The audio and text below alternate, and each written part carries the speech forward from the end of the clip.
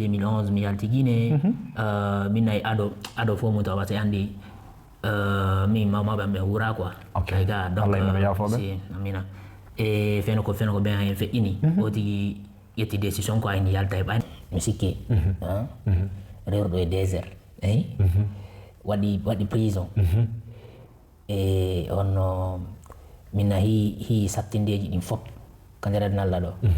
wata inde kandira nalla do mais oti fe ini hunde de fami donc mi ala ma hunde wadere taw min ka campo taw bay min ni tan wona box foto jali lan quoi fami donc me ko non adi la pour la junde kadi wakilare courage min sala jabi min nyande go min non ni se ko fe no jalan don da ayga ko hondo men habortama e nder duubi arede ko honto fakkituda ko hondo woni faale ma ko hondo woni vision ma on fi e nder duubi arede yeso ni e nder duubi arede yeso do inshallah ko centre mondial mare mandi to dom Mohamed Diallo gaari men di centre mondial non e nder duubi tati arani di hari saksa me di mi wada match okay voilà donc saksa me di aroti ma dare match quoi okay donc minne ko ndo quoi minne ko ndo pousser lan quoi ko ndo pousser lan yeso quoi parce que mi par exemple si ben no lan match no wodi hay sawni harana nder catégorie ango si ben ni sawni ro match do mi accepte mo mina accepte mo quoi parce que pidi buno to min ko mon wadir de tara ko fi expérience quoi mi fami ay ko fi jiggo gon do awonde ta première position quoi okay ila ko jokkuda ko si et puis kadi watti ordon kadi sawni hara sa en ni amidi gon ma kadi awajira fi mbudi parce que landi ka box yimbe buyina no manano wondi mbudi donc yimbe buy ko non taw burta be jinyinde taw ko non fara wadde box mais en réalité wonano woni ko piji ni wonano wonde ayka minne kono yarta no yeso kono minne ko eddi kono formor to quoi ay woni fi mbudi woni kala ko woni ko en fait ay woti ko lawol leydi ardi alla walde dum woti naati ko wala woti wona jam yimbe buyno yirta non wona lawol leydi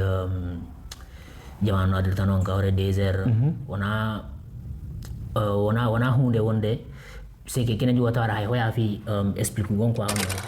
jam e kese woni modon kala ka torban kala gal aduna hare ko musido mom arian hore fello hande nak den arde fotudo e ngari men wotiri ko adi kon to mi andintina on hare andu be menen ko bolon men iwri eden ari non hande ka benta don on Florence don hondo no woni don ande équipe Fiorentina woni don dara be balon bawdo be anduno be Battistuta en ka Moiski ne woni jide menen ka sare mabbe hande non ke de wondi do e ngari mede wotiri o yino ko fekkino den ardo do dudem mo Milan ka wono ya don wada combat makon ko wado wo box dan non sina wono box on non façon jidin ton kono be do ko tigi no andir don Mohamed Ali en Mike Tyson non ko be watta kon Francis Ngannou en halino seedi seeda ko be foko lawol goto ngol ide wondi do e Mohamed Diallo ko iwdi lagine pullo musiddo meden heden ariti dugale makko ka journée pinal do no mi wi non non journée pinal nafa modum ko argol sembina yimbe meden me bay haray si a sembinali mo ma o wata habbu jana ara sembina ma Mohamed assalamu alaikum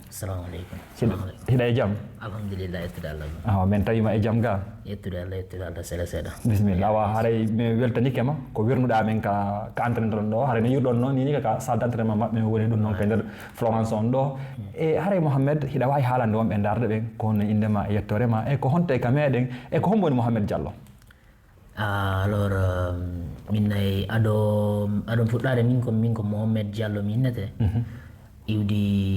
heba do dingiray mawni hakkunde dabola e biskrima quoi voilà d'accord ala mama ben ko labe iwri ala nene la on ko be mamu dabola e Sara Musaya hella ton quoi awara non e yido foti da gide tigi on nani do como labe como mamu como Sara Musaya como bisikriba como dabola awara musi men kala ko non be dingirayi ben hare men hewri ko musi be dabola be musi be mamu ben kala ko non hare men hewri ko men lando sidon e jam hare Mamadou woni duubi jolo hida Europe do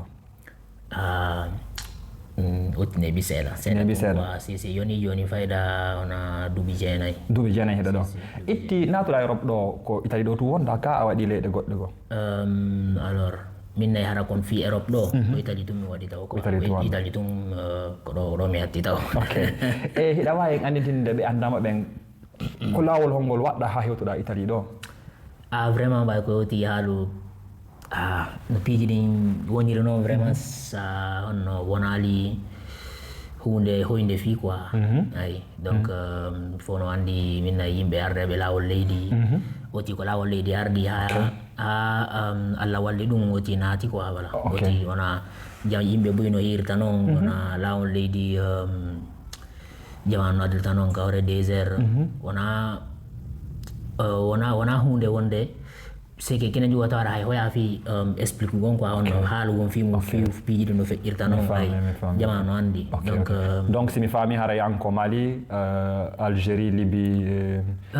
Italie do si alors min kan on woni honno no compliqué na andi go hara no compliqué wata ko explicare mais c'est que min no mi ardiri non do hari min tigi hari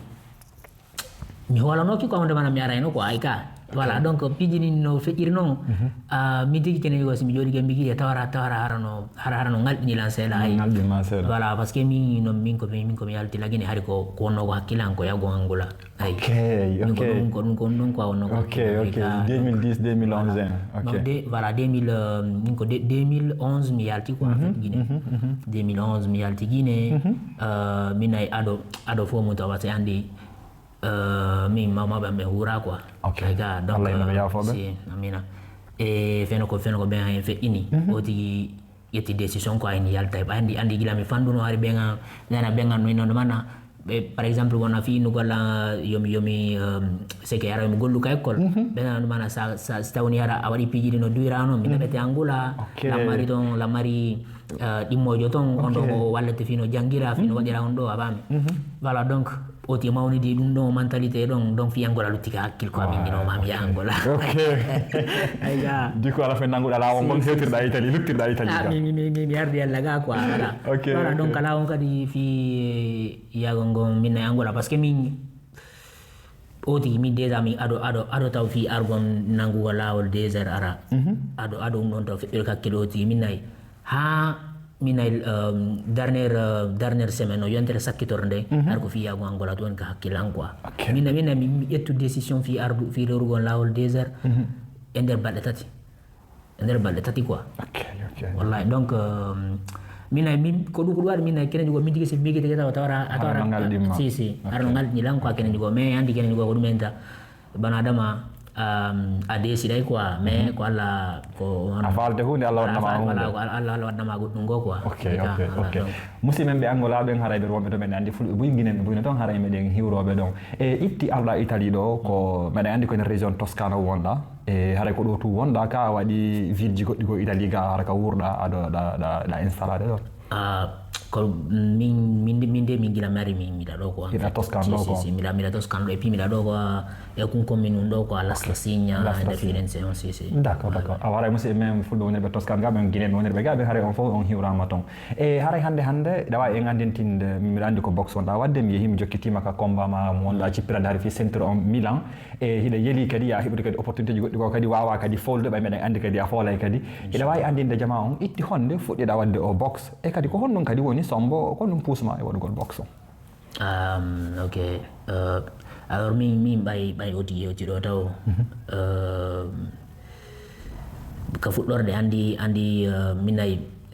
comment sa yuri hella ka men to sa ari tara min nayi ko yimɓe ko ɓuuri ko tawara ko faala ko waɗugon sport ko waɗugon jougon ballon donc ɓuuri gon ko a tawara gon ɗon ko hakkille ma quoi donc min feno ko mewtuɗo hari ko ballon falno joude quoi ay mais mi tanti sans quoi fi natugon club boy won koye takko ɗo seeɗa mais tawi hari moyen on no ɗuman ni ko hari moyen ala donc et puis woti ari ala gollude woti no ko kan refi ko kan refi quoi donc ka projet e piiji ɗin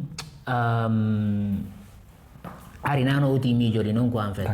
ay ga harna no woti miijori noon mais kenen joti ya no zuida e yimɓe min wondi mumɓen ɓe wodi wonno mumɓe kenen joti ya no zoya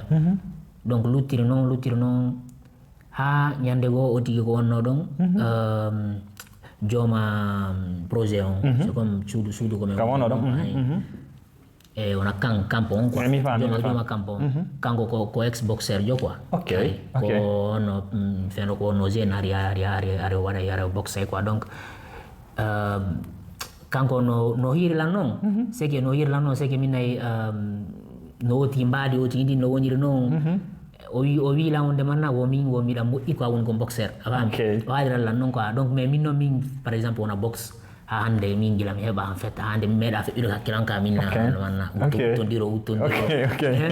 sifa ɗin piiji donc way minni box minni non après on sona mi fuɗɗi informade quoi hay sawni hari weltalan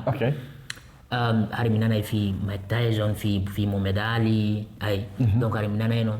kono hande mi meeɗa miijaɗo man no mi waɗa ɗum ɗo quoi golle odi wona golle uttoni ay ga donc woniri noon ɓayo haalirana ɗum ɗo lutti ka hakkilan quoi woni après une semaine après o arti ɓayo arti kadi toujours haade mo jokkilan ko eɗon noon mo wiyala on man accum naɓa ma ko salle de box accum naɓa ma ko salle de box yaw tun dara hay sa weltama mais yaw tun ɗuman minni no weltala woniri no yawno ɗon ko yata wona on fayda lebbi tati mo jokkilan ko en fait woni on man o min lan do ardem ɗuman no o miɗa mari caractère mum on donc ay woniri on sumana minni on mana minni joni oti yaw ko andara hay sawni welta oti au moins mi waɗamo plaisir quoi bon ɓay mi ari gila mi waɗi ganjiɗi mi talɗi ande kadi ay ka gila woti waɗi ganjiɗi ande kadi mi talɗi quoi ko noon weliri lan quoi wallahi ko hitande nde fuɗɗiɗa tigi tigi natuɗa e muɗum dal bon ɓay komi haalne gonka par ce que min par ce que ɓay bifeno ko woti hewti ɗo ari duuɓi woti ɗi no 19-20 ans donc normalement fi waɗugon sport de combat ko ɓuri moƴƴude tara koya fuɗɗo quoi en fait tara koya fuɗɗo ko wonɗa ɗon ko ɓurɗa ɗon fandude seeɗa quoi mais no irte noon yimɓe buyno toon ka fuɗɗotoɓe kadi tar même so tawni ara arsike wotigino e mum ina wawi wadde carrière quoi donc min mi fuɗɗi 2016 mi fuɗɗi parce que ko 2015 min ko 2015 mi naati ɗo quoi 3e mois 2015 fuɗɗira box 2016 ƴeguiyata ɗum ɗo non ko wiɗa ɗon attaque ay kaka no feno ko ɓe feno ko tigi salvaga ndiyan no wona no facile quoi ay wona no facile quoi donc mi wata inde goɗɗo ta ƴettugol lawol ara si lawol leydi ngo ara mais mi wawata kadi innude par ce que woti noon andi réalité ji ɗi Afrique quoi donc mais mi wawata kadi innude wonde manata goto waɗu quoi parce que comme arsike goɗɗo arsike mayde ko Allah jogui quoi donc piiji gon ton sa haali ɓe sikki goɗɗo sikka woti sikka hara añana e mawni quoi ay ga voilà parce que mi yimi yimɓe ɓuuri lanɗo toon a junnaɓe on no ɓe lantola on information ɓe lantolan piiji ɓuuri mais sa haalniɓe piiji gon ton ɓe sikka on man haray no gasa sike a añana ɓe woni mara falaka ɓe junde quoi c'est comme fala ɓurtande damal ngal quoi fala kam ɓurtande damal ngal voilà ko noon woniri quoi ok bisimilla joni wiɗa ni woni ɗi duuɓi ɗo fof wiɗa jokki box on hande hande ko niveau hombo fewdiɗa a woni professionnel ɗa nadde mum ko lawol honto fewnuɗa niveau ma on honto wonni ni ok voilà parce que ɗo ɓay komi haal ɗo minne fen ko woti hewtuno ɗo to pet taw piiji ɗi hari wona facile ko andi way aɗa andi sa ala gollude e donc sa fuɗɗi ko waɗugon sport de combat par ce que si tawni hara fala wadde soɓe sonte quoi fala hewtude nouveau goo ni koma junna 100% quoi en fait déjà kenen way 100% on hara on do yonta donc koma junna 200% ma 300% quoi en fait ay donc ɓeɓen ko watta kon koma waɗa c'est comme 2 fois ma 3 fois de plus fiya hewtu ko ɓe fewndi ɗo fiya hewtu ko ɓe fewndi ɗo donc min komi aden quoi si tawni hara simi waɗi goɗɗum ka hakkilan simi waɗi ni hunde ka hakkilan fanni ɗum ɗon waɗal hara mona tranquille quoi no wawi wa fendo ko woti hewtuno ɗo quoi fekkita gon haala kan ɓay mi andi on mana min ne woti mi foti fala intégrade mi fala piiji ɗin min naali hara piiji ɗin no yawira mais quand même c'est comme mi fala wadde effort quoi fino mi wawira waɗirgo intégration quoi lawlaw donc dene oti ko heɓata ɗon 6 mois bo aɗa fuɗɗike yewtude jama on ay ka donc fi école on comment dirais-je première année on oti waɗi tersa media donc après direct Allah walli oti heɓi ko débrouille o fi ko fuɗɗo gollude mais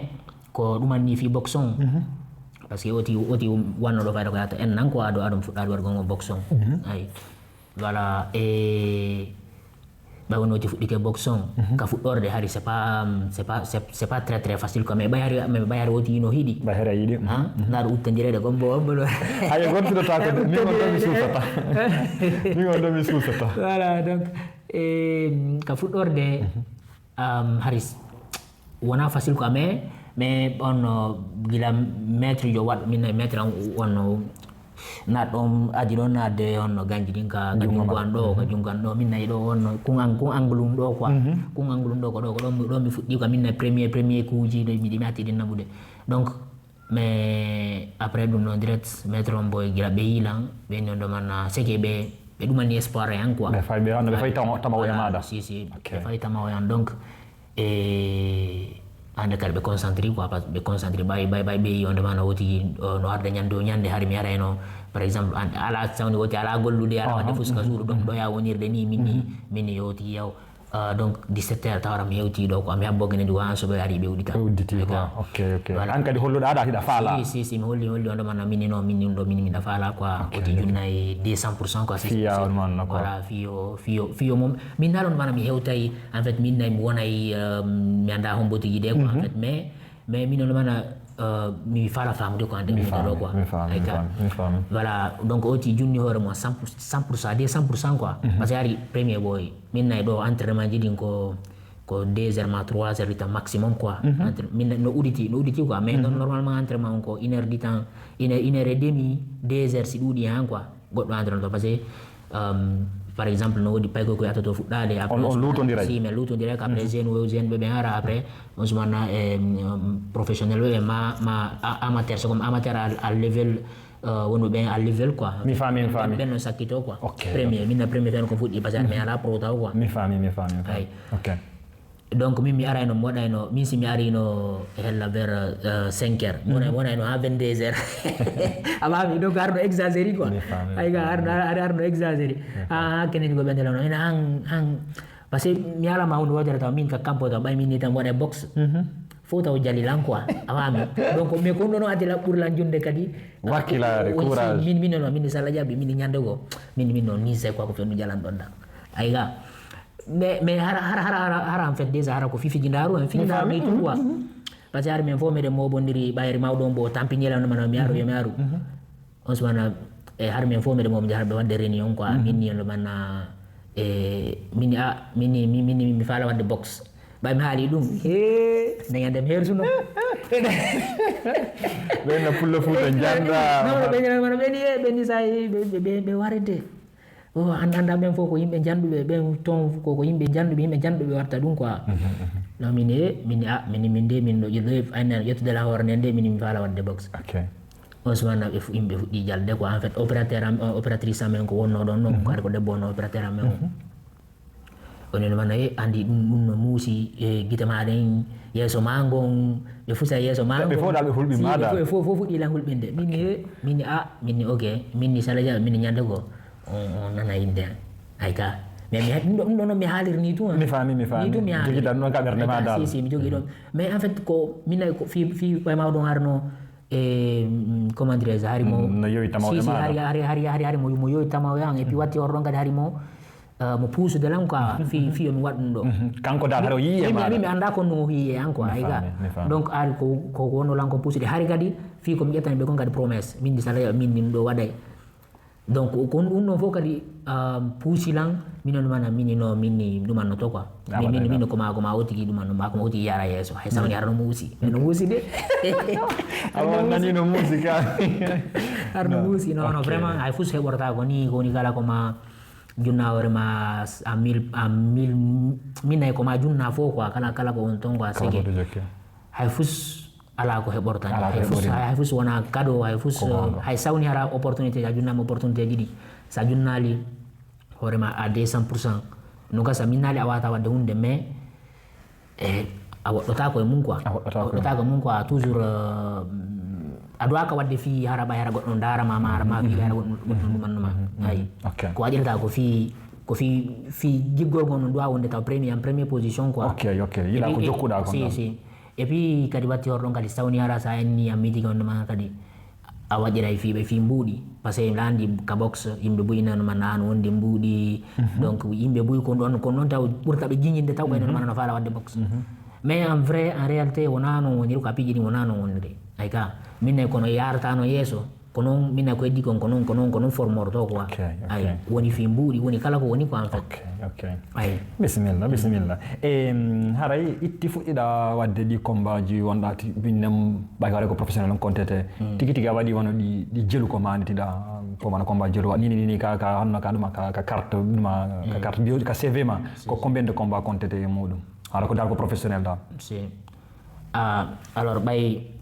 andi minnayi taw aɗo wotti wonde taw pro c'est comme waɗi match ji ɓuy on amateur quoi aɗo feƴƴude pro par ce que min feno komi fuɗɗino ɓay ɓe wondama no woti no wondi e hono inte no wondi e potentiel mi anda kono inte non kono tama muɗum hono mi nayi e nder année ji onno e nder duuɓi tati arani ɗi hari chaque samedi mi waɗa match ay ka voilà donc chaque samedi hari oti waɗa match quoi donc minne ko on ɗo quoi minne ko on ɗo poussé lan quoi kon ɗo poussiri lan yeeso quoi parce que min par exemple si ɓeñino lan match no woodi hay sawni harana e nder catégorie an o si ɓenni sawnere o match ɗo mi accepte mo minna wawi minna accepté mo quoi par ce que piiji ɓuy non to min ko monno waɗirde tawra ko fi expérience quoi hay sawni hara oti perdi ay ka mais ko expérience momi heɓata on ɗon ko on ɗon min ko on ɗon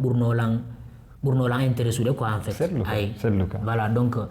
ko non ko mine ko non kat pusiri la yeso kam feƴƴi pro quoi mi feƴƴi pro quoi parce que normalement fi feƴƴugom pro no landi quoi on expérience no landi expérience buy quoi ay normalement no landi expérience buy quoi parce que wondo kala wondo no wawi feƴƴude wona ko ɓe enta ko mboy on no sakkone ma on comment dirais mesterante a fami tawara ɗa wawi yawde waɗoya match ji buy utteɗa ha yeeso ma ngo bomo donc arta boy ƴetta ɓuudi sere no ka sabatta ka jiifa mo walaka say ɗum ɗuuɗa say ne heɓay quoi ayga maintenant sawni hara no hara ko falɗa waɗirde a faala on min nayi aɗo fof mum tawara giggol ngol no ton a fami et puis kadi hara a faala hewtude e honno dow a faala hewtude dow quoi parce que ko noon waɗirta haalde ko noon wonede hara faala hewtude dow koma waɗira piiji ɗi no duyra noon quoi hay so tawni aɗa ƴettay tan mais koma jokka quoi min nayi timma on koma jokka piiji ɗin ko annduɗa ko en fait an e ɗum ɗo kon ɗo ko min nayi ko trajet on no juuti quoi mi faami lawol no juuti donc koma étape par étape quoi étape par étape hay sawni hara kenjugo hara wawi tawa sawni hara ko nonka sa araɓe falama waɗirde feere ma sawni hara e comment dire hara piiji ɗi no juuti pandi quoi ay par ce que Italie ɗo c'est vrai piiji ɗi no satti quoi e ka ɗon noon ko gonga piiji ɓuyno toon no satti mais si tawi woni hara an ina wondi e détermination et puis kadi opportunité ji ɗin kadi ara c'est que a hollay ko à 100% ko a wonde man na wawi ci sono ce no hinolam hiɗa faala wadde piiji gon toon samurai quoi mais wona fo woni facile mais piiji gon toon samurai donc min ɓay woni ɗi duuɓi tati ɗon ɓay mi waɗi match ji mi waɗi ono régional mi waɗi championnat ji buyi e mi waɗi national donc tayari ari uttere nden no naata tayari no naata ok tawi tigi tigi ari uttere nde woni haqiqare quoi donc à la fin tayari ɓawni ɗi duuɓi tati ɗon feƴƴi hande kadi hari uttere heɓde adversaire quoi donc wonirno hari hande kadi min nayi waɗgo ngo match ɗiɗi har no ralenti donc wotigi on si waɗi match go no wasa match ɗiɗi e nder année on ay ka e comme no haaldirantama noon kadi e ka nder box dilettante donc amateur quoi mi faami box amateur no waɗi level quoi ay ka no waɗi level ji après aɗo mi feƴƴude élite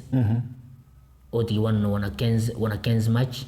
après fait yelet ko parce premier hari har narar be mari ko on luaji on demana koma wada heba 60 points za 60 points non sumana fait si jawa quoi si on sumana no wa fait de ok par exemple ita kasko mi fami woni non 15 match arni di Allah wali oti wadi ko sam perdugon ay on sumana oti fait yelit mena no ande kad elit don no ande kad yari yeso Allah wali pigi ni yari ni na ender on ender din 3 ans di non ender din 3 ans di non en fait mina oti wadu fo ender non quoi ender din dubi tati non wana ko hoifi wana ko hoifi quoi mais no mi hadar tanon sawni ara hunde sawn da hidinde et puis kadi ida mara determination wadu gonde quoi kondo ne essentiel piji din quoi en fait kondo ne sa minna goddo kala min landi kandira na do kala go jokkuda quoi ko non quoi parce que genen jugo on minna talongon kadi wana suffisant quoi wana talongon yonatum wala on tu yonta kuma tawara antigi faale den nder ton ko hay sawni kene jugo hara bandu manu men manna fala ka wadde on do hande ma immora ya wada ko en fait on don ko kene jugo ko no walla tama ko fino yara yeso bismillah wallahi awara na ron no woni si forte non no wiiri non harande on deji mbawde din tum yonali nyenyangal tu yonali ma wakkilare den hikko e hoore don ma kadi haray firnande den hikko e hoore don bay haray jama on ko gonga no ma jokkude fi wakkilare ma den fi firnande ma den kono no ma mbawdi ma den kono se tawi an ala tiki si be jonni mono si fordo jonno ni sa jonnama opportunité tigi wawa jabbora juuri didi no haalata no bayde andi en fo ko julbe inna kala ko Allah wadani oti ko yoti jabbu weltanoma ndondeji ardano wediri ndondeji ardano kadi hara kadi ko mettere ma hara kadi ko monnaie ardata hara dum do ko andingol hara ono sukabe wonbe dardo be falte be wadde boxe be ma falte be narde di sport jido hara ko andu lawol hoya en fo non iden andi en tappi wi kala leydi meden ari haado iden andi buye meden wobbe ko lewru wadi hewtido wobbe ko duubi tati duubi joyi wadi ko non fo ko wakkilare den e détermination addi dum non kanko non hande o holli en do tigi on ko si a ñiibi e hunde den si a duumike e hunde no mi wiirta on non piji meɗen ɗi mo be e meɗen kala ko jokki wo yo duumo e muɗum bay sa duumike pi hunkun ko sati kon tul laatoy to ɓay ko laatoy to e mum wo a yi o résultat e nder muɗum Mohamed hande a hewti ka wonda ɗo a waɗingol laawol ɗo ha ni niveau ka wonda ɗo min miɗo andi hiɗa tawa e sukaɓe ɓurɓe firnude ɓen Italie ɗo hiɗa tawa e sukaɓe ɓurɓe wawde ɓen e honno boxon e nder Italie ɗo hande ko honɗum men habbortama e nder duuɓi arayɗi ko honto fokkituɗa ko honɗum woni faale maɗen ko honɗum woni vision ma on fi e nder duuɓi arayɗi yeeso ɗi e nder duuɓi arayɗi yeeso ɗo inchallah ko ceinture mondial on mare mandita ɗon Mohamed Diallo gaari men ndi ceinture mondial on yo Allah newno inchallah yo Allah newno amina ya rabbi parce que la andi c'est possible quoi ay fu wona impossible minna ko hatta piji ɗi wona possible wo ko sawni ara golle ɗe waɗaka no duwira noon quoi kono ɗum hatta quoi la andi goɗɗo no wawa wonde ronka réalisade no gasa e nder 2 ans quoi mais hay sawni ara fonctionnali men arto e kadi men pro on konkay do ha ba ngal uddi ngal uddi tappugo ngal uddi ella hande si tawi suka bay wono min ka réseaux sociaux buy windana la itti wadi vidéo ma on Milan buy windana la be lan arian lam falan hande ka box kono mi anda ko no ma nerte mi anda ko an a waɗi ɗo ko Italie ɗo wonɗa ittima ɓe musidɓe men wonɓe ɗo ma wonɓe lagine ɓe janggo ɓe ma yiya parcours mo waɗɗa on ko honɗum e wasiyo c'est à dire ko honɗum e conseil jonnataɓe ko honɗum yewtataɓe min komi yewtata on min nayi aɗo hunde kala andi comme min nayi comme wawata haalde fi ɗum ɗo par ce que boxon wona ko hoye fi quoi ayi donc si tawni haraɗa ira fala natude box hunde aranere nde ko duwaɗa kon famude wono manna koma tawa hara box on antigi hara hunde haraɗa hiɗi nde quoi haraɗa hiɗi nde quoi wona ya natir fiiɓay hara ayi goɗɗo no waɗa ma hara fiiɓay hara ayi goɗɗo no heɓi som mbuuɗi ma wona sifa ɗin piiji ɗon quoi koye taw hara no welama par ce que si tawni welatama si tawni hara welatama no gasa ɗa wawi waɗ natude waɗa match goto no gasa match goto match ɗiɗi sa yi ala heɓude mbuuɗi yalta quoi ayi ko wadi minni ko taro no vera mako parce que min yetta exemple am min quoi parce que min fen ko fuddi wadde boxon bay ko mi halne gonkan mi yimbe buyi nyala yo mi hakkitu boxon yimbe buyi har yelande manna sanzu ko wonda don iwdon habana no kugo awami iwdon habana no kugo an ida wonde talon semia ya Angleterre semia ya ya yaro no kugo ko me andi piji buyi no ton min ko min kande mi fala no quoi ayga par exemple mi andi do par exemple na Europe do min nay boxon ko buri firnude quoi ko non haata ko plata kono wonere ko wonno Angleterre ayga mais andi kene nyugo en ton manna min nay goddo ko arsi ma won don kene nyugo ko yitira kala ko yitira ko wonta ayga kono voilà donc boxer jo kala boxer jo mo fotuda minna e nder Europe do atara rêve makko quand même ko hebugon projet ko par exemple wona hebugon ni contrat ya Angleterre ko atata ko ton entraîneur to ko ton watta hunde ko ayga mais la andi kadi goddo ko wonirda kala arsike ma on sawni ara ila jokki ko jokkuda ko nga heba yamo quoi sawni ida jokki hunde no jokkuma kadi parce que ma jokkondira kadi hal non pour ko sa jokki man kadi voilà donc la andi arsike ma on quoi don wopotama quoi voilà si ok awara no nder non musibe meden lantobe en haray no Mohamed yotor do non kala falte do no wiiri do non hido andi kadi kay mon interview Aliou Baro on ko Aliou Baro hal ko do hal ko pi hungo ton ko be ni sira wadde fu no wadude hara hidde wela ma haraka bernde woni iurde naya wadu kadi fi ya jetto wadu ko hakkilma ko ida nadde fi mbudde si anatri fi mbudde ayata ha eno ko no do woni halande do ma wanno yotor do ni fuddo do wadde do pi hunku be na accindude do yahunde da wonda ma inno do ya arhirtoda ka makko ndari ko honno bafa ma hongal ombori ndari ko honno saggini ka wurere makko ndari ko honno soƴƴiri sa andi ko soƴƴiri anda ko honno hirtoda sa andi ko hirtoda anda ko honno titirta koje awara kala ko jokkude nge muɗum duume no mi wirta on non hay ñande yagal o disino jangude jangu ha wawa si a wawi hay goto halfintama ɓiɗɗo mum voilà c'est ça voilà Mohamed hande hiɗa ka niveau ka wonɗa ɗo pi humɓa Allah ɗi hiɗen andi Italie ɗo wonden hiɗen mari ambassade men on wonde ɗo est ce que wano andoni combat maɗin ma an e laamu ngun hiɗon humpodiri est ce que laamu ngun hiɓe accompagne don hiɓe wallitade on ma hiɓe hollude on hiɓe andi fi moɗon kadi ɗo ɓay ko gonga ko Italie ɗo wonɗon kono dal so yeehi ko wiyata combat moni fof naɓare drapeau laguine on si innete ɓenna ko Mohamed Diallo ko laguine o yuuri heddi combattaɓe ɓen fof ko laguine ɗo ɓe représentata est ce que laamu ngun ko honno woniri ɗo konno ambassade on no wallitade hiɓe cokkitude ko honno rapport mon o woniri on e maɓɓe vraiment ɓay ko oti haalu piiji ɗo no woniri noon vraiment déjà min taw min nayi ambassade on mi maɓɓe na min ala quoi onno min ala relation quoi ay min déjà ko ambassade ton sina fi ɓaya neɓani moƴƴa ko moƴƴini passeport e mi yeehi ɗon nde laaɓi ɗiɗi kono mi heɓali ko en fait feere no mi wawira yewtude maɓɓe tawara koye o tigi explicanam ɓe quoi la andi koye ɓe andi fi an quoi mbiɗa andi ɗum no mbiɗa andi ɓe andi Mohamed Diallo ɓe andi quoi mais mi anda to resano ɓe andi ko mi woni Mohamed Diallo voilà donc parce que komi haalira ɗum feno ko min nayi première fois feno komi yano ɗon fi ƴettugo renseignement ƴettugo yoɓugon ka fi passeport on fi waɗugo empreinte goɗɗo gon ɗon mi anda sa mi haala inde makko si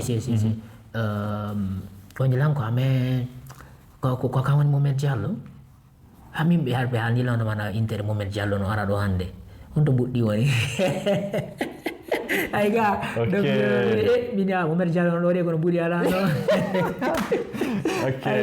donc min jali quoi min waɗi ɗuma mi faami ga voilà sina ɗum noon en fait mais on no mi sikki ko secrétaire mi sikki quoi mi sikki ko secrétaire dal ka raɓɓinɗingol itti fuɗɗa wadde combat ji maɗi ha hande ambassade on addali délégation ma ɓe windanalima lettre ma ɓe windanali ka wonde entraîneur ɗo ɓe nama ko minen woni ambassade guine on meɗen andi fima haray meɗen encouragement meeɗa wadde taw no waɗa haltawde no waɗa haltawde gonga wallahi ok probléme ala e awa haray ambassade Guinée on ɓay men tamini no woodi kadi muyiɓe men buy kadi gollaɓe wonɓe toon haray ande ɗo sukaɓe men buyno ka leydi ɗo wona Mouhamed woniri ɗo ni waɗayɓe boxe professionnel ɓe na noon kanko to woni ka team makko ka woni ɗo e kadi ɗon andi kadi sukaɓe men buyno ɗo ustoyɓe ballon entrepreneur ɓe waɗayɓe musique waɗayɓe ka sengo ka fina tawa ka art minen ɗo fof kala kamen yeehi wo ko satti ɗo ko rouge jaune vert on mi représente ko laggine men woni ɗumannade na men da ko soso ko maninka ko pullo ko guine on men ɗumannade kono haray awa onon kadi laamu ngum kala ko wawɗon accompagne de wo haray no andirono sukaɓe ɓe landaki ɓe naali koyen walto ɓe mbuuɗi kono ko hollugol tum leydi ndin hiiɗi ɗo haray ɗon accompagne ɓe kala ko wawɗo wadde e muɗum wo haray meɗen landi min da meɗen tori ballal kono haray ande meɗen ɗo meɗen andi hiɗon ɗo kono haray onon kadi ande meɗen ɗo sukaɓe men ɓen hiɓe wakkili kamɓe kadi ber maɓɓe on si feƴƴi ɗon hannde a nani a fuɗɗike haalde fi programme jama on sikkayi honno mbuɗino e nder muɗum itti natuɗa ɗo hiɗen andi naddi e gore emen buy kono hannde buy si yima ɗo iɗa yahde combat Milan Roma ka stade jiɓe yimɓe no heewi e ɓe sikka hannde ala ka ala ko honno woni feƴƴidande tan ko honno woni e ɗi sattedeji ɗi wonɗa heɓudude hono e goreɓe ma famille ji ɗin ɓaawo e ko honno woni feƴƴirde aɗo fof mi artoto haala gon fi famille on par ce que ɓuranɗo ko ɗoni par ce que déjà to par ce que ɗe andi quand même fi boxe on min ay ɗum wona ko nantinde toon donc so tawni ara ade man nani wona manɗa wadde boxe haray ko mi wiyetonde man hono man hakkilkin sottay mi o tigi feetay o tigi ay ka donc si faɗin piiji ɗon fof c'est vrai boxe on no risque on no toon quoi risque on no toon c'est vrai mais oti feƴƴini ko ɓuri ɗum lumbuɗo hakkude gurna e mayde quoi donc on mi sikki on ɗo min naali ala ko hulata mais quand même wona sifa ɗum ɗo quoi huɓinta o tigi voilà c'est vrai risque no toon mais mi sikki kadi kadnalla ɗo mi sikki kala ko alda e risque haray wototo haray ala ko haray o ko hakkude ɗo e ɗo yata ko ano gasa hay hakkude ɗo yata donc mi sikki ɗo kadna ɗo koma fiiji gon toon koma risque a quoi en fait a wata jooɗaɗi nando manna ɗum ɗo no wonde risque mi watta quoi mi sikki si tawni waɗirama no mi sikki hay ɗum gasa hay goto wonta goɗɗum quoi ka nder adunalla ɗo kala ko woni mi sikki risque no e mum a ñamugon pandi ko risque ay ka sako fer noon ya wujja voilà donc mi sikki kala ko goɗɗo kala ko jokkuɗa ɗo so tawni so tawi tun harana on ɗo wadde goɗɗo ko boni ko fi hoorema fino no adana ma on sanjira e fino no wawira sanjira kadi adana famille ma on ko non jokkuɗa hiɗa mari courage vraiment min komin tama koya ɓeydu kadi courage quoi parce que min nayi piiji ɗin no woni ɗo no woniri haray moyen no woodi quoi en fait no hunde nde wawra samorade quoi e ɗule ɗum ɗon kadi ko golle ɗen kadi landi quoi toujours gollogol ngon quoi en fait ok e hande ka wonɗen ga heray musidɓe men kadi guineɓe buyno ga an siɗa wadde ni combat ji maɗi est ce que ɓay haray no kasa yimɓe yiyade ka TikTok yimɓe yiyade ka Instagram en plus kadi manda on toon contact ji makko ni haala so ɗon faama yahay si mo yonko woni wadde kon e meɗa andi kadi mi yimɓe kadi ka film gladiateur kadi haɗa fiɓe andaɓe en so yi toon suka ɓalejo daɓɓo honno ɓe wadde ko kanko nani windo moɗon ko kanko nani haɗa musidɓe men siɗa wadde combat ji ɗin ɓe arde ɓe soutena ɓay jeunesse men on no ɗo yiya yimɓe fulɓe ɓe guineɓe no ɗo ɓe arde ɓe soutena seeɗa programme o encouragement alors si yimɓeɓe no arde seeɗa quoi on musidɓe men ni woɓɓe narde kono andi hunde wotere no toon quoi min mi hiiɗa forsugo yimɓe ɓen quoi en fait mi hiiɗa en fait forsugo jama on par ce que buyno toon tawara no gasara boxe on ara welataɓe ayka e yimɓe hara ko yimɓe ber andu ɓelam ɓen tigi ko ɓuri ko no are ndara hara ko andu ɓelam ɓen tigi ko ɓuri ko are ndara mais sawni hara ko innugon min nayi musidal men kam par exemple wona guinéɓe ɓe en général berɓe boxe ɓe weltaɓe ma woɓɓe go kadi areta tawara ko fi ɗumanago on tigi woɓɓe déjà are tawara hande ɓe meeɗa hiigon yimɓe ko tappindirta yeeso donc ɓe aray quoi fi hiigon voilà non ko gonga mais woɓɓe go kanno toon ko tawara hara ɓe minimise quoi en fait hara ɓe minimise tawara c'est comme hara ɓe ɓe ƴettira quoi wa hunde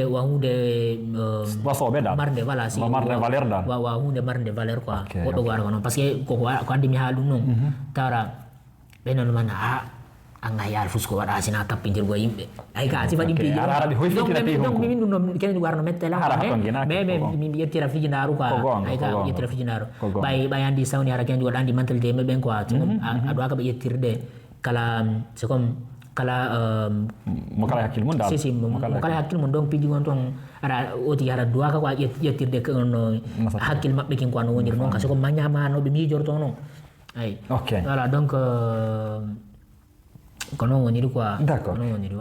ok hande ka combattant professionnel jo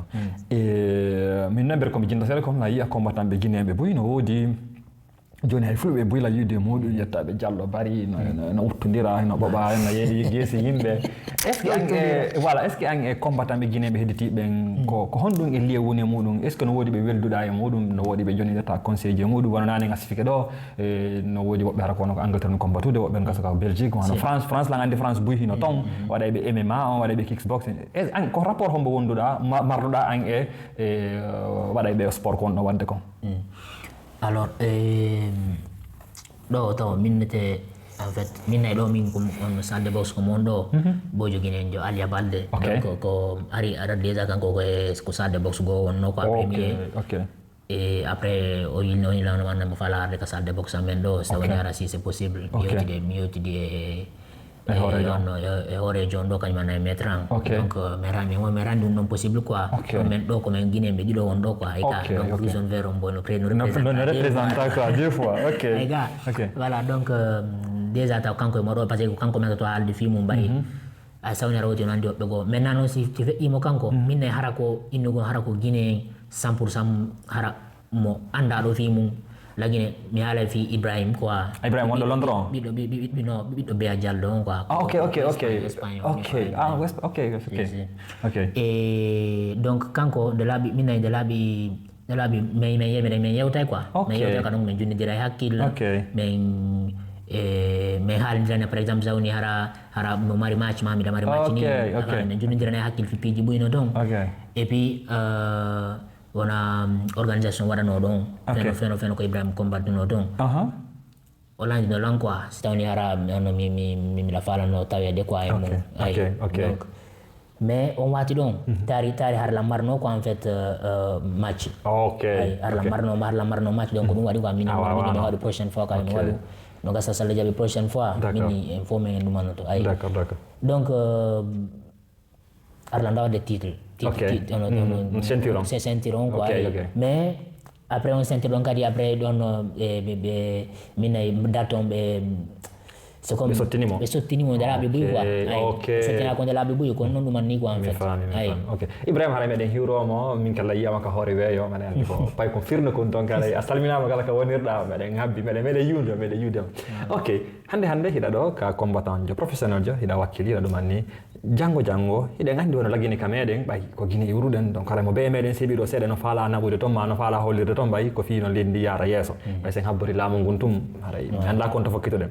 an janggo ko honɗum woni faaleji maɗin ko ɗum woni disons ambition vision ma on fi ka meɗen hiɗa prévoide goɗɗum go wono koko watta ɗo ɓay anga andani ko honno woniri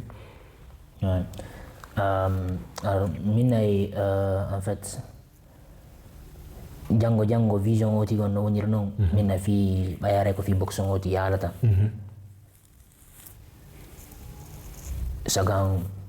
mi discutay quoi hay siko ceinture lagine quoi inchallah ɗum noon ko hakkilan quoi non feƴƴa ka hakkilan quoi mais de laaɓi ɓuy kadi mi landito hooran quoi min nandomanna mais quand même so tawni hara ko honno quoi o tigi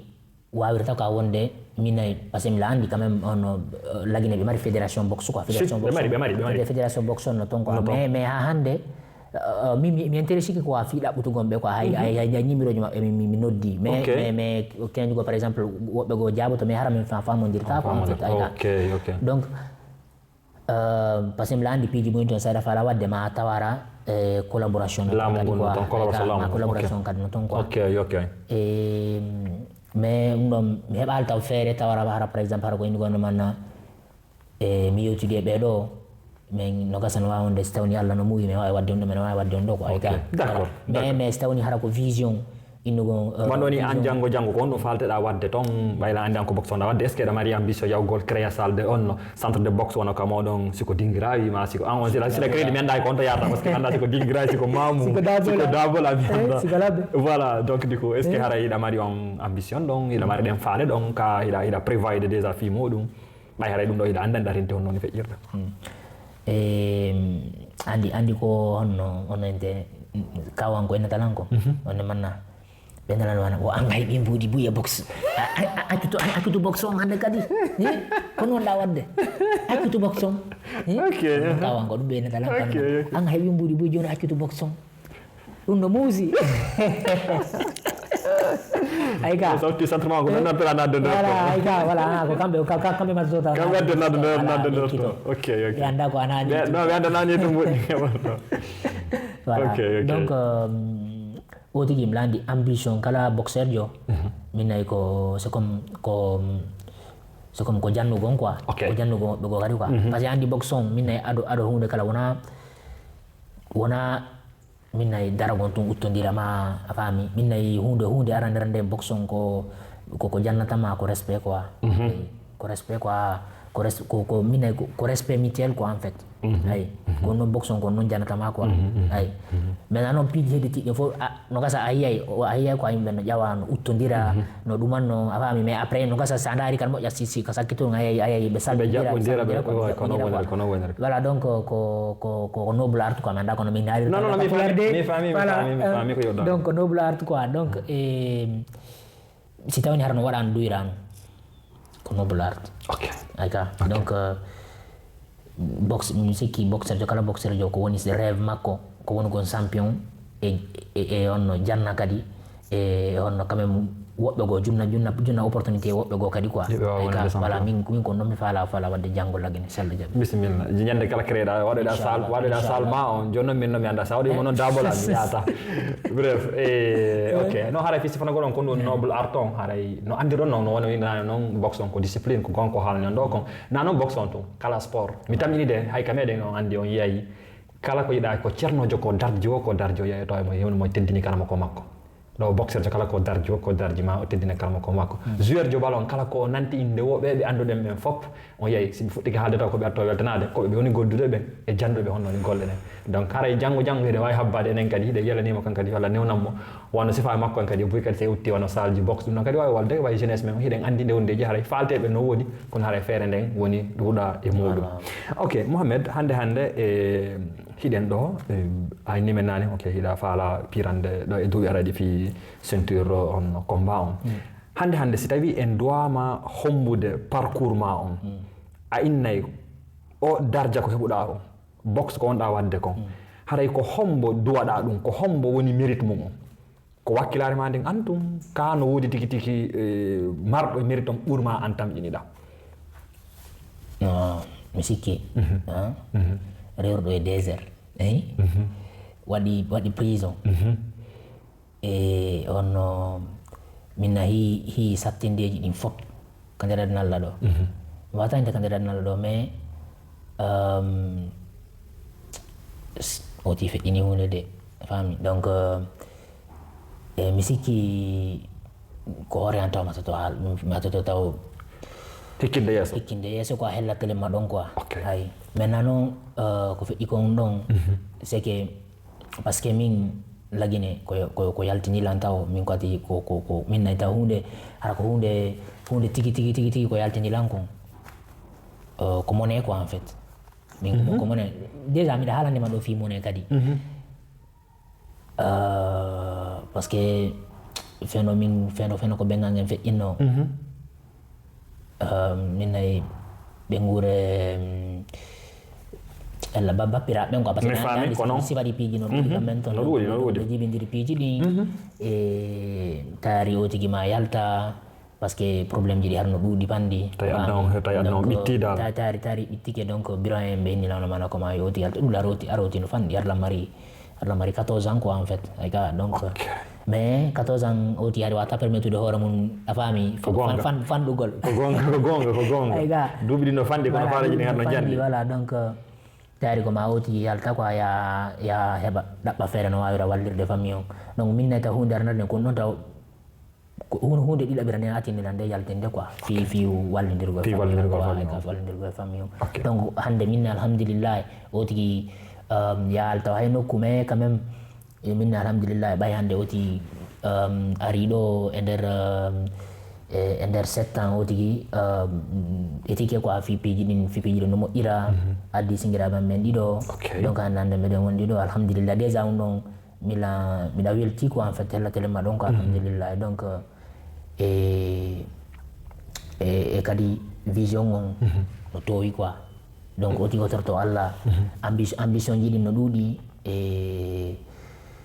ko torto Allah quoi yo Allah naɓirni piiji ɗin quoi ɓurta junnude on wadde barki quoi e hunde hay sawni ara piyo koyno fanɗi mais ɓurta wadde barki quoi par ce que keneni ko kadi sawni barki ala e hunde hay sawni yara no ɗuuɗi mais yata nokku quoi donc kon ɗumin ko noon o tigi torto Allah quoi na ɗum ko heddi kon vraiment ça n'a pas été facile wallahi hoyano quoi mais alhamdulillah way bisimilla alhamdulillah lande ɗiɗi sakkitorɗen ɗo e yen hombo hande Mouhamed si suka yiima ɗo wona o vidéo ɗo inna no faala wawde o ma faala yonno nanditude dal e maɗa dal ko conseil hombo jonnatamo conseil mo jontama minna aɗo fota o conseil mo jontama on taw min conseil mo mi jonnata o tigi on koma wona patient quoi voilà en fait koma wona patient min ni tum ma wona patient haram explicare taw arana ɗumanni koma wona patient parce que piiji ɗin kene juga tawara har an ɗafala ko a seke ɗafala hunde yo waɗu joni quoi ay ga donc sa fuɗɗi ka tun sa woni hara fonctionnel innano man on ɗon ɗumanni mais faleɗa attitude quoi donc koma heɓa patient quoi si tawi to wara courage no ton mais patience on koma on ɗon mbo doamo multiplier quoi plusieurs fois quoi si ɗum ɗon waɗi a ɓuuray won ɗo par ce que mi sikki patience si tawni hiɗa wonde patient ida yondini quoi piiji gon to wona kala ko woni de wona kala ko woni mais quand même piiji buyno ton oti yondino quoi golla quoi après mi sikki ko heddi kon quoi waɗana e hoore mum quoi arana e hoore mum voilà c'est ça quoi iɗon andi on nana nde miɗo inno remen tun Allah sanka iɗon andi onon on remen tun Allah sanka iɗon fijentoɓe tinde taliɓe ko Amadou Sow ñandugo mi nannono si fo ɗum o inni wo anno on yiyay ko ɓe enda ko babbalanteji ɗi ende ko tawɗa on yiyay honno hiɗi jasatulle ni kadi ndaɓe remen tun Allah sanka e ɓaari mo remi ko saati do geenal yalta e muɗum ko saati maaro no yalta ma foññe no yalta no ɗo woni sifirde ɗo ni no waɗi siforaɗo ɗo ni kala ko woti jokki e mum wo yo jokku tun si duumiki e muɗum ɓooyi juuti woda ko yalta e garɗo ka Mouhamed entraîneur ɗo eɗen arnan tiddugude makko ko journée final ɗo mi tantay ɗo no suka amen ɗiɗo fulɓe Fouta ɓeɗo noon kamɓe kadi mi anda si ɓe utta e si ɓe utti hana hiwrotoɓe addintine honno ɓe innete lanɗoɓe ko honno wiiri Mouhamed musidɗo jarama indema e yettore ma haara an kadi ko honto e ka meɗen fi wonɓe mandarde ɓe haray ɗo min ko Mamadou Yassa Diallo minnete comme Mohamed Diallo kotirawan donc déjà ko o haali ɗo no parcours makko on ko iwi toon donc min fof komin ɓe dabola woni ko amen donc iwdi ndin donc ko hakkude mamum e laabe on donc ɗo menen heɓali menen komin ari Italie ɗo e hande ɗo yiwde ko toon kotirawa mum on no yaade waɗa box yiide parcours makko on nani ko sifi ɗo kon ko honno yiiruɗon mo e ko honno wondirɗon e makko Mohamed ko honɗum e genre neɗɗo e ko honto kadi ko honno suytuɗe mo dal janggo non ɗo taw en fait depuis début ɗo gila koto amen fuɗɗi wadde box puisque ari onti ko wonno e Guinée déjà ari famille on goto hay menen tigui ari men hiiɗa ko woni ko wadde box mais koto ɗo box ɗum na ko moƴƴi ni selu ɗum ɓay famille on fof ko ɗum wonno haalde na ko moƴƴi menen kadi ko ɗum wonno noddude men haala mais ɗo depuis men yirno hari puisque tanji gon tigui darayno direct macci makko ɗin ayi o gagnoto chaque fois donc on tigui kadi ari fuɗɗike yidde ko wonno kon wadde donc ɗo gila men ari men yiide kadi ko wonno jouirde ɗumannade jama fo ɗo no yiiɗimo no encourage udemo donc minen kadi min encourage udemo ni donc ɗo on tigui min tigui o haali souhait makko on donc min kadi on souhaitudemo fi ñande go o aroya représentoyde pays men on la Guinée donc o aroya wonoyde ñande go champion du monde o innede 2 ans 3 ans c'est possible mo wawi wadde lan hoolimo donc ane ankar noon joni noon ɓay ko toma wuttoto ankada wuttoto non ɗo en fait min on ɗo minen min à part min hari se min gila ko munno lagina min box déjà mi wala lan quoi c'est déjà comme arno do entraîneur jama kon tigi no be do da doabe na de direct box ko even to inni no menen kadi men do wadde box on famille boxer on voilà wa jonni men ganjidi men menen kadi men fuddo kisan box ay donc no on tigi box on min on wala la mo ya quoi min go do wadi min man naji ok an inde mane min ko Abdoulaye Diallo ok Abdoulaye an kadi Mohamed an kadi no ci fornade non ko non fo woni famille goto way Mohamed Diallo ko koto am ok an kadi ko honno yiruda mo Mohamed ko honno genre neddo e kadi ko honno yiruda parcours makko do e Mohamed Diallo mo courage moƴƴam turan kade moƴƴo parce wonno ɗo haalirani wonno lagine mi ndayane box wonno ko wadde match makko ɗi dan tete mo gagnade e hande ko honto e nder duuɓi araɓe o ko honto rentuɗomo tamjini ɗon ko honto wawata hewtoyde ma onon gonno faalde ko honto faalde ɗo yo hewtoy minen faala yewtu ka top sello jaɓi ane an kan noon way oɗo mi yeeso makko ngon hingo ɗaati an mi guite maɗen ɗo ko guite tigui gayyude an on mi damini a naata ka huttodirgol no gasa antama on no wodi ella la hay merci ok ella la are meɗen soytoma kadi bonne chance muɗum e ara men hiwra kadi musidɓe men ɓe dabolaɓen e quartier ka wona ɗon ko hombo won ɗon hiwrade ka ɗon hiwrade fof wandire ɗo men hiwro ɗo fof puisque minen ko Conakry men wuɓe men andi donc ɗon men honto Conakry min ko Conakry hakkude mi wonno Kalum e donc ko sakkitorno hari ko lansana barrage mi wonno donc ɗo lan hiwro Guinéen ɓe lan hiwro Guinéen wonɓe ɓen kadi Firenze ɗo Mohamed en ari ka hombugol ka journée pinal ɗo haara mi weltanima ko wernuɗa lan ɗo kon e sa'i kadi ko sifandana men ɗo kon e kadi conseil ji ko wasiɗa sukaɓe meɗen ɓen kon mi accana on toon lien ji page makko on TikTok makko Instagram makko on fi falde ɓe jokkitode mo ɗon e kadi falteɓe hompitade ma yiya hayso wona wonɓe takkoɗo no falarde waɗa box asa no wawi ɗumanade ma so tawi ñande waɗi combat de boxe so fala yaade ndaɗon fi on falto ko honno onen andon ko honno goɗɗo uttorte so tawi goɗɗo toñi on ka lawol haara mi weltanike ma ɓeɗa sa'i ko jonɗa men kon ɗum woni konngol ma sakkitorolngol fi en hombo yewtere meɗen nde dernier moment on fiyen hombo yewtere nde champion du monde inchallah